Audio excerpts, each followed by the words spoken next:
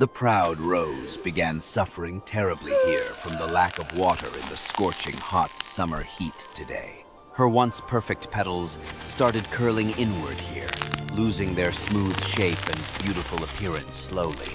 The vibrant red color faded gradually here, turning very pale pink as the rose weakened day after painful day. Her stem bent lower and lower toward the ground here, no longer able to stand very tall and proud anymore. The rose head drooped very sadly here, all her previous pride and arrogance disappearing with fading beauty. She looked desperately around for water here, realizing for the very first time how fragile she truly was. Meanwhile, the cactus remained green and strong here, completely unaffected by the terrible drought around her. The rose glanced weakly at the thriving cactus here, feeling very ashamed of her earlier contempt and mockery. One very hot afternoon here, a small sparrow flew into the garden, desperately searching for water to drink. The very thirsty bird looked around frantically here, finding no puddles or streams anywhere in dry garden.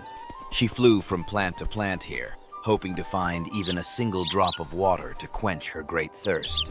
Finally, the sparrow spotted the green cactus here, standing very strong and healthy in the corner of garden. The little bird landed gently on top of the cactus here, very careful to avoid the many sharp protective spines. The kind cactus offered her stored water to the sparrow here, sharing generously despite the terrible drought. The grateful sparrow drank deeply from the cactus here, refreshed and relieved to find life-saving water now. The dying rose watched this scene with growing hope here, realizing the cactus possessed precious life water. The rose realized she would die without water here, and felt very deep regret for her past cruel behavior. She understood now that true worth was not about beauty here, but about kindness and great inner strength. Gathering her last bit of strength here, the rose turned humbly toward the cactus she had once mocked before. With a very weak, trembling voice here, the rose asked the cactus if she could please have some water. She bowed her head very low in shame here, apologizing sincerely for all the contempt she had shown before. The rose admitted she had been foolish and cruel here, judging the cactus only by her plain appearance. Tears would have fallen from her eyes here if she had any moisture left inside her dying, wilted body. The cactus looked at the suffering rose with compassion here, seeing her genuine remorse and desperate need. The kind cactus felt no anger or resentment here toward the rose, despite all the previous cruel mockery. She understood that everyone makes mistakes here and deserves a chance to learn and grow from them always.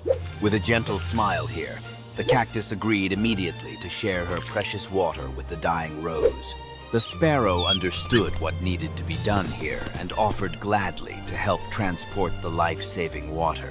The little bird flew back and forth between the two plants here, carrying water drops in her beak always.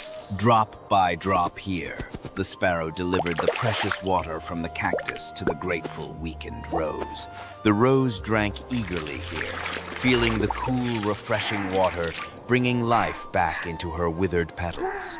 The cactus watched with satisfaction here, very happy to help her neighbor survive despite their difficult past. Over the following days here, the rose gradually recovered her strength and beauty with the cactus' generous help. Her petals regained their red color here, and her stem stood upright once more in the warm garden sun. But something very profound had changed inside the rose here during her time of suffering and desperate need. She was no longer proud or arrogant here, having learned humility through her painful near-death experience. The rose approached the cactus with sincere gratitude here, thanking her deeply for the life-saving kindness. She bowed very respectfully before the cactus here, acknowledging her true inner beauty and remarkable spirit. From that day forward here, the rose and cactus stood side by side as true dear friends forever, always. The rose had finally learned that real beauty comes from within here, not from outward appearances alone.